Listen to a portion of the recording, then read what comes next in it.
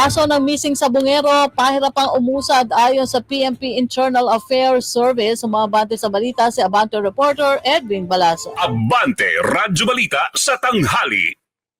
Aminado ang Philippine National Police Internal Affairs Service na kulang ang hawak na ebidensya kaso ng mga nawawalang sabungero kaya pahirapang umusad ang investigasyon nito.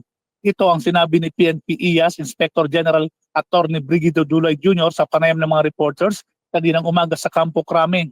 Paliwanag ni Dulay, kailangan kasi ng affidavit ni Elias Totoy na lumutang sa media at tumatayong testigo sa kaso.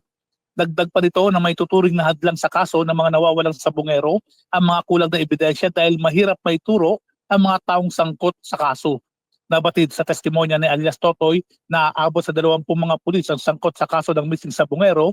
Katulong din umano ito sa pagkitil ng buhay ng aabot ng 100 sabungero at ang bangkay ay tinapon sa Taal Lake sa Batangas.